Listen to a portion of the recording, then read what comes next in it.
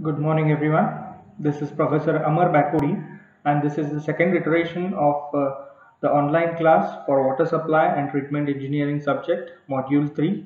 And today's topic is sedimentation aided with coagulation.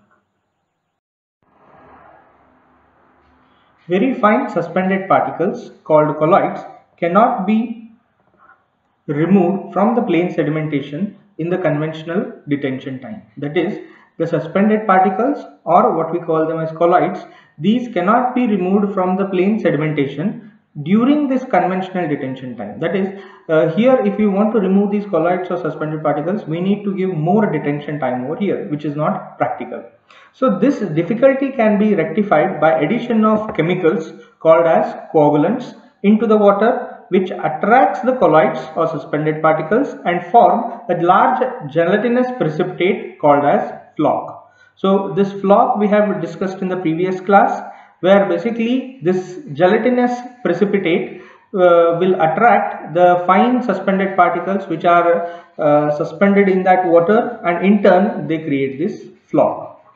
Most of these colloids in water will be negatively charged and the coagulants will be positively charged, due to which they can attract each other. The same concept can be explained with a Stern layer or Stern potential concept. Coagulation is a chemical technique which is directed towards destabilization of charged colloidal particles, and flocculation, on the other hand, is a slow mixing technique which promotes agglomeration of stabilized particles. So here we just try to destabilize their charge, that is in the colloidal particles, whereas in flocculation we try this slow mixing technique which actually promotes the agglomeration or else combining of these stabilized particles. For most of the practical purpose, the entire process of addition of chemicals, that is coagulants, and mixing, that is flocculation, is usually referred to as coagulation. Coagulants are necessarily for removal of suspended particles or turbidity with concentration more than 30 to 50 mg per liter. But in most of the major treatment plants, the sedimentation aided with coagulation is used as a universal method when compared with the plain sedimentation type. So the reason here is due to the complexities or the lesser efficiency of plain sedimentation process, in most of the large treatment units, they usually go for this sedimentation aided with coagulation. Now if I can check this particular figure over here, so this is the model of a colloidal particle. So here what it is saying is, this is actually that particular particle, and you can check it out. So this particle is basically all negatively charged.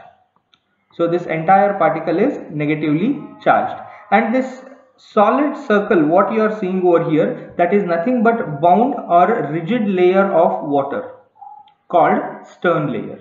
So it is nothing but this particular water layer is firmly attached to this colloidal particle, and similarly this is nothing but the thickness of that particular water layer. So that itself we call it as Stern layer attached to the particle over here. Now you can check it out. So this is negatively charged, the colloidal particle, and immediately what this Stern layer is there which is positively charged. So that is basically one of that layer of water which is completely positively charged is attracted towards this negatively charged particle, and after this you can check it out, this is nothing but a diffuse layer where you have both the positive and negative sides. So basically this is nothing but A or H2O. Basically means in water we have H positive and OH as negative. So both these things are over here. So if you check out this particular figure over here, this is nothing but the potential figure. So you can check it out. So this diffused layer, this particular thickness of Stern layer, what I have just now told over here, is basically, you can see the potential during at this particular junction is very high, and as and when this water layer is thickness is considered, it is reducing, and this particular potential difference is going to called as Nernst or thermodynamic potential, what we call it, and this is called as Stern potential. And similarly, from this end of this water layer till the end of this diffuse layer, you can see again the potential, there is a potential drop. So this is what we call it as zeta potential. And together, Stern potential and zeta potential, we call it as Nernst or thermodynamic potential. Now, with this particular figure, what you should understand is each of the colloidal particle is negatively charged, and immediately to that we have a Stern layer or a water layer which is completely positively charged, and it is completely attached to that colloidal particle, and after that we have this diffuse layer where we have both the negative and positive charges. So once that gelatinous flock is formed, what it will do is it will be of the opposite charge of that of this particular colloidal particle. In turn, that is going to attract it over here. So this is what is meant by this model of colloidal particle. Now, coagulants. So as we have discussed, so mainly coagulants are nothing but chemicals. So this may be iron salts, for example, your ferrous sulfate, ferric chloride, ferric sulfate, etc. And all these coagulants are very effective when the water is slightly alkaline. So if the raw water is not alkaline, then you can have some external alkalis put into this, for example, sodium carbonate or lime, to increase the efficiency of the coagulants. So for the present study, or as per your curriculum, so the following coagulants are there used for the water treatment plant. So the first one is alum, or what we call it as aluminium sulfate. Next one is copperas, that is ferrous sulfate. Then third one, chlorinated copperas, that is ferrous sulfate plus chlorine, which is there. And the last one is sodium aluminate. The first coagulant what we are going to study is alum, and the chemical formula for that is aluminium sulfate. So this aluminium sulfate will react with the bicarbonate alkalis which are present in water and to form a gelatinous precipitate called as aluminium hydroxide. So this is nothing but the flock, what we call it. So this gelatinous precipitate attracts the colloids or suspended particles in water and increase in size and finally settle down. So the formation of this aluminium hydroxide can be expressed in terms of this chemical formula. So this is nothing but our aluminium sulfate, plus it is going to react with the calcium bicarbonate or else any bicarbonates which are present in water to form calcium sulfate and aluminium hydroxide plus carbon dioxide and water. So from this particular above reaction, you can check it out. So there is a formation of this calcium sulfate. So this calcium sulfate actually causes the hardness of water. So the same thing can be seen over here. From the above reaction, it is evident that the addition of alum causes formation of calcium sulfate, which in turn causes hardness of water. And the carbon dioxide gas which is formed will cause the corrosiveness to the water. And usually the dosage of this alum can be determined by jar test, and basically it depends on the turbidity of raw water. Usual dosages for alum: for a relatively clear water it will be up to 5 mg per liter. For highly turbid water it may go up to 85 mg per liter of water, and on an average we can say up to 17 mg per liter of water. So this is just an average values that has been given, but based on the jar test we can actually determine what is the optimum dosage required for the specific raw water.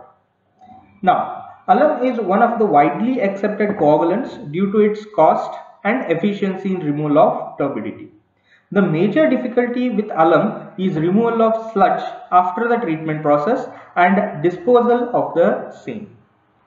Few studies have shown coagulants can be recovered from the sludge and with a cost of 1/4 of the original value. That is, few researchers have studied from that particular sludge, even the alum can be recovered from this at a cost of 1/4 of the initial cost.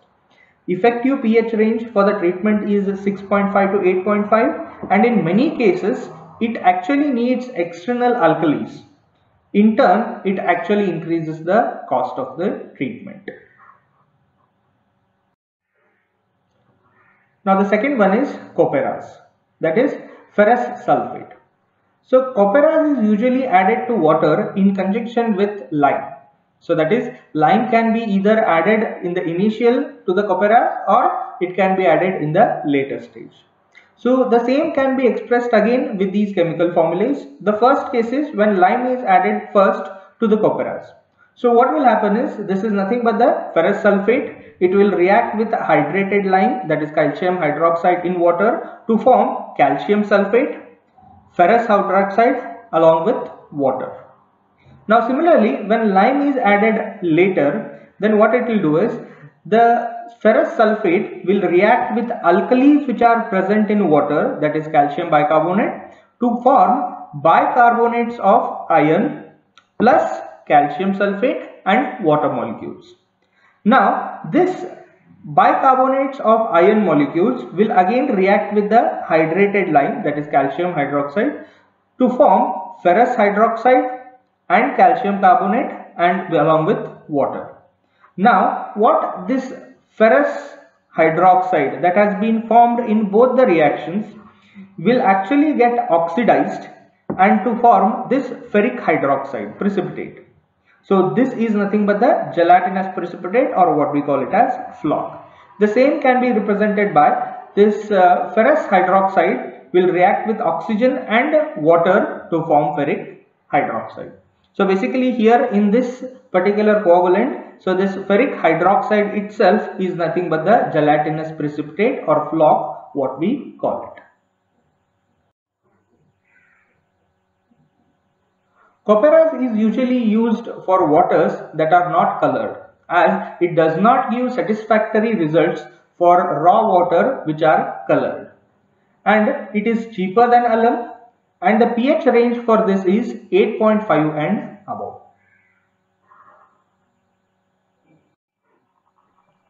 Now the third one is chlorinated copperas or ferrous sulfate plus chlorine.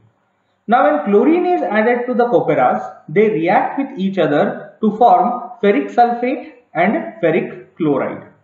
So the same can be expressed in terms of this chemical formula. So this FeSO4 is nothing but ferrous sulfate. It will react with the chlorine to form ferric sulfate and ferric chloride along with water molecules.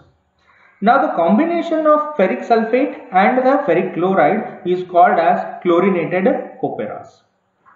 This is very effective in removing color from raw water and especially with low pH values. Both the components are very effective with addition of lime. So the same thing can be expressed over here. Ferric sulfate plus hydrated lime, that is calcium hydroxide, will give you calcium sulfate plus ferric hydroxide.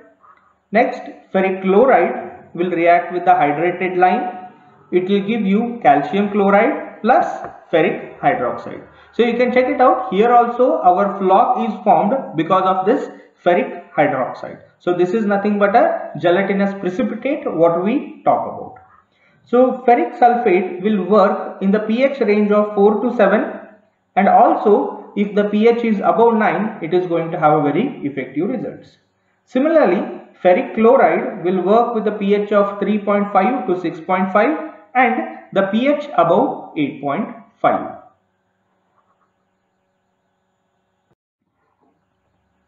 Now the last one is sodium aluminate. So this reacts with salts of calcium and magnesium present in water, resulting in the formation of precipitate of calcium or magnesium aluminates. So here calcium or magnesium aluminates are nothing but are gelatinous precipitates or flocks what we call it. So in the reaction you can check it out. The sodium aluminate will react with calcium bicarbonate or it may be magnesium bicarbonate based on the availability in the raw water. It is going to form calcium aluminate plus sodium bicarbonate plus carbon dioxide and water. Now similarly, sodium aluminate can react with calcium chloride to form again the calcium aluminate and sodium chloride, and similarly sodium aluminate will react with calcium sulfate to form calcium aluminate and sodium sulfate. So in all these three reactions you can check it out. So this calcium aluminate is nothing but our flock, what is required. Now this is about 1.5 times costlier than alum, and therefore it is avoided for treating public water supply. From the reactions it is evident that the sodium aluminate can reduce temporarily as well as permanent hardness of water. So you can check it out. All these calcium sulfate, calcium chloride and calcium bicarbonates have been reduced to sodium carbonates, sodium chloride and sodium sulfate. So basically these three are the reason, or magnesium component of these three are reasons for causing temporary and permanent hardness. Whereas in this case we can remove these three hardness causing materials. Now because of this, it is widely used for the treatment of water for boiler feed. So usually in boilers we don't want any hardness to be there, because with that there will be a scaling effect on the inside of the boilers. So for boiler feed water, sodium aluminate can be used as an effective method. Now comparison of alum with the iron salts. So iron salts can produce heavy flocks and can therefore remove more suspended particles when you compare it with the alum. Similarly, iron salts are being good in oxidizing agents, can remove hydrogen sulfide and its corresponding taste and odor from the water. That is, mainly this odor and taste in water will be because of this hydrogen sulfide. So these iron salts can be able or else are able to remove this hydrogen sulfide, in turn reducing or else eliminating any taste and odor from the water. Iron salts can also be used over a wide range of pH when it compared to alum. Iron salts can cause staining and promote growth of iron bacteria in the distribution system. So this is one of the disadvantages for iron salts when it compared with alum. Iron salts can impose more corrosiveness than the alum. So again this is one of the disadvantages. Now similarly, handling and storing of iron salts requires skill and control, as they are corrosive and have tendency to convert into liquid, whereas alum does not require any of these.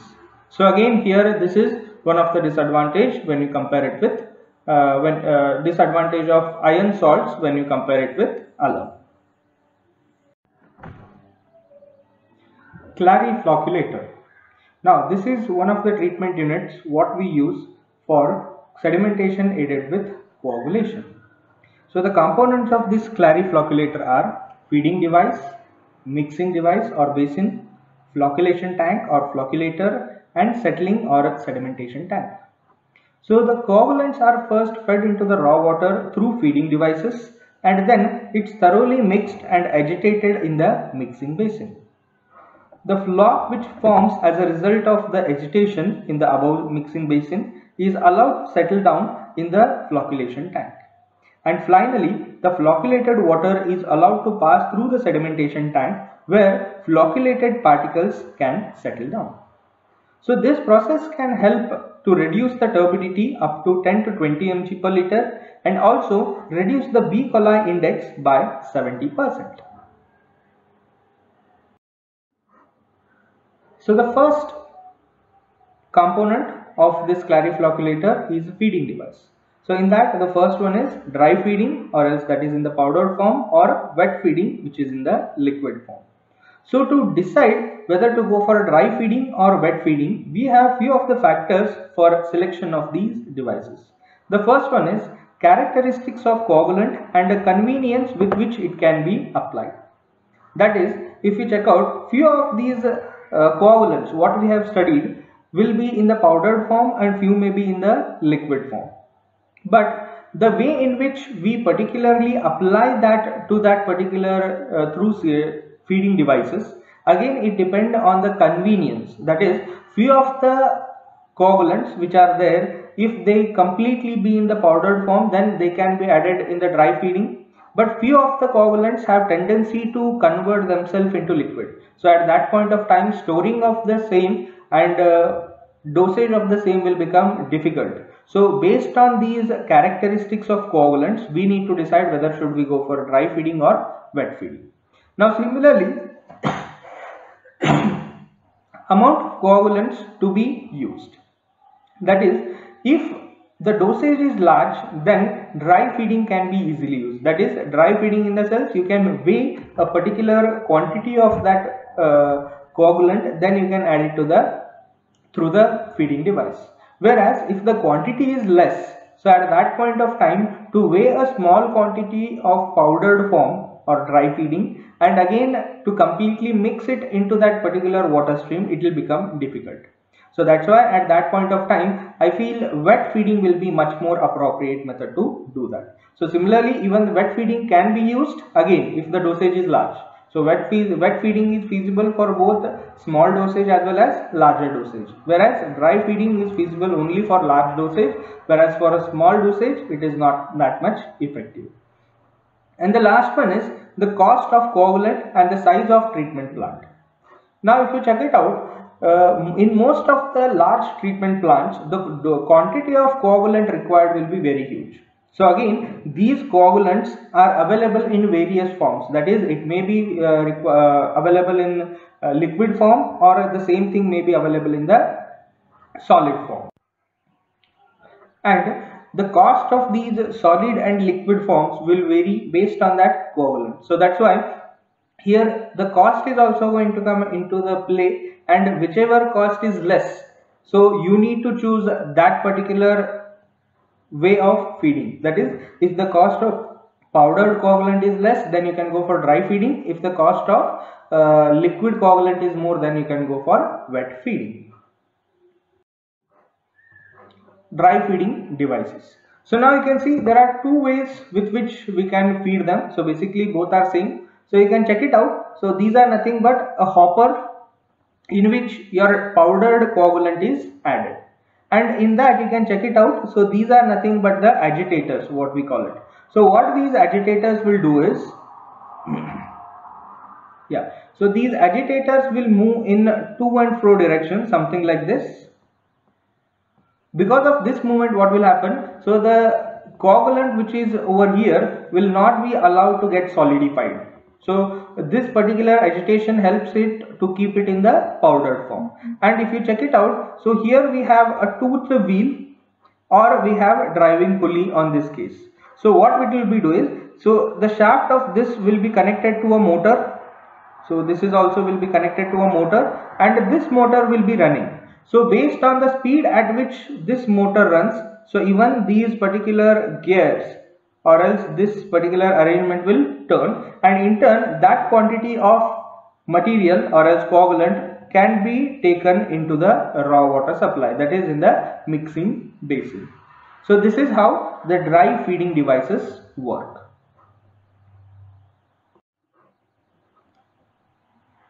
Wet feeding devices. Now here you need to check out few things. First, this is, just take up the pointer, so this is the raw water inlet. So you can check it out. So this particular chamber is connected to something called as float chamber. So in this, what will happen, as and when the depth of flow in this channel will reduce, even this float will come down, and as and when this will increase, this flow or else this water surface will increase, in turn this will rise up. So based on this, you can check it out. This float is again in turn connected to a rack and pinion arrangement. That is, if it is down, it will rotate in one direction. It will rotate in the one direction, that is, it may rotate like this. So whereas it is lowering this particular float downwards, and similarly this is connected to a pulley. So as and when this rotates, even this is going to rotate. And now this pulley is basically connected, you can check it out. This pulley is connected to this conical plug. It is connected to a conical plug. And again, this conical plug is available in a constant head coagulant feeding tank. So you can check it out. This is nothing but that tank which is there. And this is the inflow for that coagulant in the liquid form. So again, we have a ball arrangement here to maintain the same head throughout this particular process.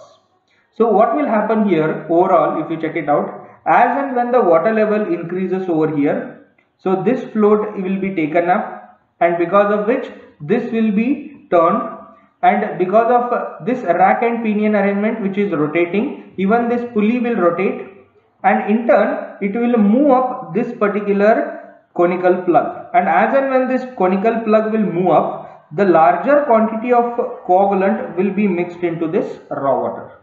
And as and when the flow is less, the water level will be less. In turn, the float will come down. In turn, this will rotate in the opposite direction.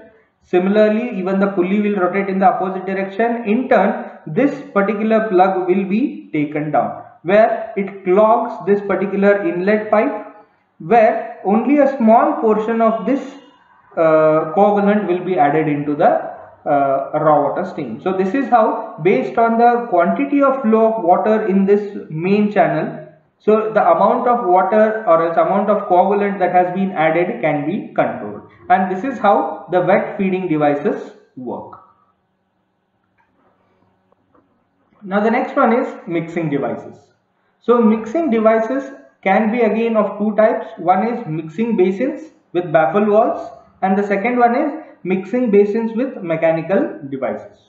So first we'll check out the mixing basins with baffle valves. So the first one will be around the end and baffle type, and second one will over and under the baffle type. So what does these indicate? We'll just check it in the next slide.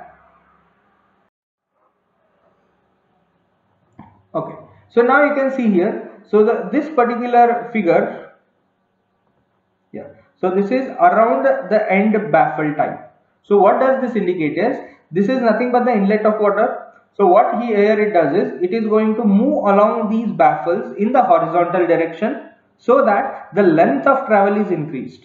So as and when the length of travel is increased, it will be easy for it to mix it up. Okay, now similarly, over and under the baffle is something like this, where instead of the horizontal movement what we have seen over here, it is going to be a vertical movement. That is, your baffles are provided in the vertical direction, where the water needs to go down and again go up, again go down. So in this way it needs to exit. So both of these mixing basins with baffle valves, basically they increase the length of travel, and in turn the velocity and the design of these particular baffles will be made in such a way that there will be a lot of turbulence that will be caused for the flow of water, and because of this turbulence there will be a proper mixing of the coagulant with the raw water.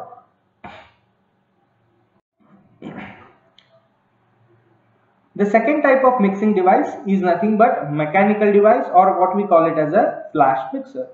So here you can check it out. This is the inlet for water, and as soon as the inlet comes, there is a baffle valve over here, so that this water should not disturb the remaining things, and again this should not directly go to the exit. So that's why we usually provide a baffle over here. So what this baffle will do, it will reflect this particular water downwards, and once it comes down, and again it can stabilize with the regular water level what we have over here. Now similarly, this is nothing but an electrical motor, and that shaft is again given to this propeller or impeller. So at the mouth of this impeller, again you can check it out, this is nothing but the feeding pipe for the coagulant. So the coagulant, whether it is in the dry powder or in the liquid form, will come here, and as soon as it comes here, this particular impeller will be rotated at a very higher speed, because of which the entire contents of this water will be mixed up with the coagulants, and once this entire process is complete, then the water can be taken out through the outlet which is provided over here. So this is what we call it as flash mixer. Now the third one is flocculator. So you can check it out. Flocculation is nothing but slow mixing. So here we have again a tank. Okay, in this again we have these impellers. Instead of one, right now we have three, and here we are going to call them as pedals. So the only difference between the previous slide and this one is, here also we have electric driving motor, but the speed at which we rotate them is very less. So initially the water from the mixing basin will come here. So here we already, the water is containing the coagulant and it is completely mixed. Right now you need to just give the time for that flock formation, and that can be done by gradual mixing with these particular paddles. So they will be rotated usually at 2 to 3 rpm in a large scale, and it is going to retain over here for 20 to 30 minutes where the flock formation will be taking place. So once the flocks are formed, there might be a chance that few of them might settle down. So for that, this will be the drain wall or sludge removal wall. And once these flocks are being formed over here, then it is taken to the next step, that is sedimentation tank. So sedimentation tank, as previously we have discussed, so basically it is a plain tank where you are going to hold the water for some time, so that whatever flocks are being formed over here in this particular flocculation stage will be settling down in the sedimentation tank.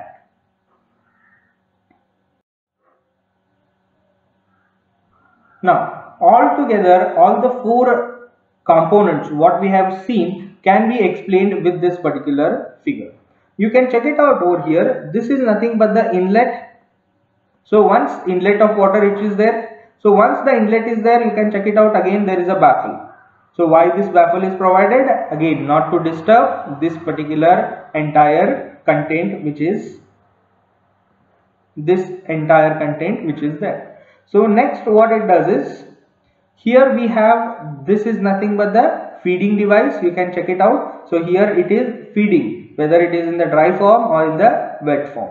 So as soon as it feeds, you can check it out. Again, there is a baffle over here. So the feeded water cannot directly enter over here. It needs to again go up. So whenever it enters into this is nothing but what? Your flash mixer, or else this mixing device it is.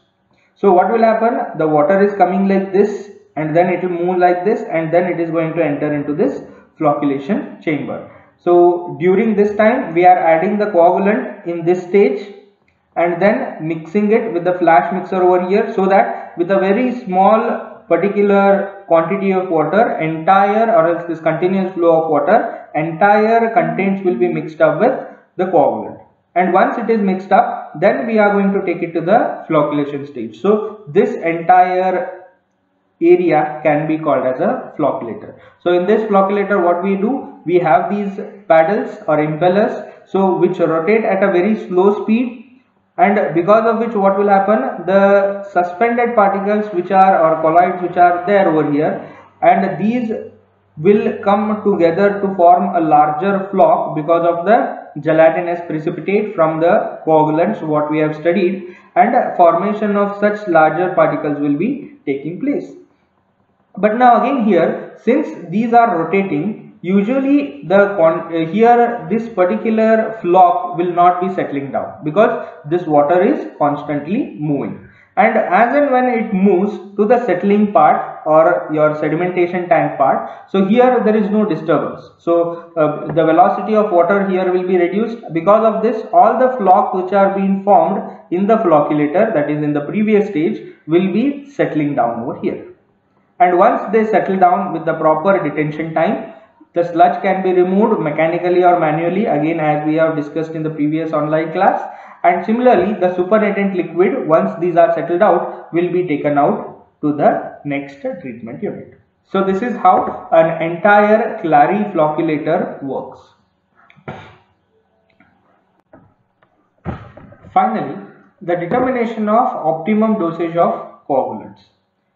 Now, here what will happen is, we can use this jar test to determine the optimum dosage of coagulants. So till now we have studied about what do you mean by a coagulant, how the coagulant will work, along with that, so what are the different coagulants what we have, how the chemical reaction will take place, and even that flock will be formed. Along with that, even we have studied regarding the clariflocculator, where all the four components which are actually the essential working part for that clariflocculator, we have seen it over here. Now in this jar test, basically we try to replicate all the processes which are there in clariflocculator. So initially what we'll do is, we'll just in this jar test apparatus, what we call it, we'll be usually having 6 jars of same capacity. So the capacity of this will vary from 500 ml to 1000 ml, and to this there will be these paddles which are attached to this, and each of these paddles what we are attaching will be again in turn provided to a shaft, which is again given to a motor. So with which we can actually rotate these impellers, or what we call it as paddles. Now next is, so here we are going to add up the fixed quantity of raw water, that is it may be 500 ml or 1000 based on the capacity of these jars. What we'll do is we'll add up that particular fixed quantity of water into this, and next stage is we'll adjust the pH. So based on the type of coagulant you are adding, you can adjust the pH of this particular liquid. So once the pH is adjusted, then you are going to take these particular test tubes which will be beside these jars, and again all these are connected to a shaft with which you can actually rotate this, and whatever the contents of these test tubes will be there, that will be added to these jars simultaneously. So such kind of arrangements will be there in that particular experimental setup. Now let us assume that I am going to provide the dosage of 2 mg per liter for the first one, second 4, next it is 6, next it is 8, next it is 10, and next it is 12 mg per liter. And imagine I am going to use the coagulant as alum. So at this point of time what I will do is, still I don't know what is the optimum out of all these ranges. So with this jar test we usually try to determine that particular value. Now what I will do is, first is regarding the mixing. So first stage of clariflocculator is regarding the mixing, feeding. So in this feeding how we'll do, so whatever the liquid form right now for the testing what we take will actually, with this help of shaft we rotate this, and all these dosages liquid what are there in these test tubes will be actually taken to the jars immediately and at the same time. So once this feeding is done, the second one is mixing. So for this mixing what we'll do is, we'll take the help of these impellers or paddles what we have. So in these paddles what we'll do is, for the mixing we usually rotate this at 110 to 120 rpm for 1 to 2 minutes. We usually do that for 1 to 2 minutes. So within this 1 to 2 minutes what will happen is, because of rigorous mixing of these impellers, so the entire contents of that water will be mixed up with the coagulant with that has been added. So that is the second stage. Now once this mixing is done, so the third stage is flocculation. So again flocculation can be achieved with the same impellers. So here what we'll do is, we'll reduce this speed to a lesser value of, let us say 10 to 15 rpm, and we actually keep it for again 15 to 20 minutes. So in this 15 to 20 minutes what will happen is, so whatever the flocks are to be formed, that is these suspended particles come together to form that flock, will be formed in all the 6 jars based on the dosage what we have provided. So once this third stage, that is flocculation, is done, then we can take out all these impellers, or we can switch off these impellers, and we can allow it to settle down. That is the fourth stage as sedimentation. So in this fourth stage we are going to do it again for 15 to 20 minutes. That is the sedimentation period given will be 15 to 20 minutes. So at this point of time what will happen, whatever the flocks are being formed in the previous stage will try to settle down. So once they settle down, so the clear water will be available on the supernatant. So as and when the clear water is available over here, what we will do, we'll take the sample of each of these 6 jars from the supernatant, and we are going to check its turbidity. So already, if you remember, in the class we have checked out the turbidity of few of the water samples. So I have brought that particular nephelometer instrument into the classroom, and I have shown everyone how this turbidity works, or else what do you mean by this turbidity. So what we'll do is, in this particular jar test, we take the sample from each of these 6 jars, and finally we check what is the turbidity value for all the 6 jars. And out of these 6 jars, there will be one jar where the turbidity will be very less. So that dosage, or else that particular dosage value which is going to be available. For example, let us say over here if it is 6 mg per liter, I got the least amount of turbidity, then I can say that this 6 mg per liter is the optimum dosage of alum coagulant for the water that has been tested in this. So this is how you can actually test, or else you can actually determine the optimum dosage of coagulants. So in this online lecture, we have completed about coagulation aided with sedimentation, types of coagulants, chemical feeding, flash mixing, and clariflocculators. So this is what is required in terms of sedimentation aided with coagulation process. So in the next class, we are going to check about the filtration, its mechanism, and the further things which are going to be there. Thank you.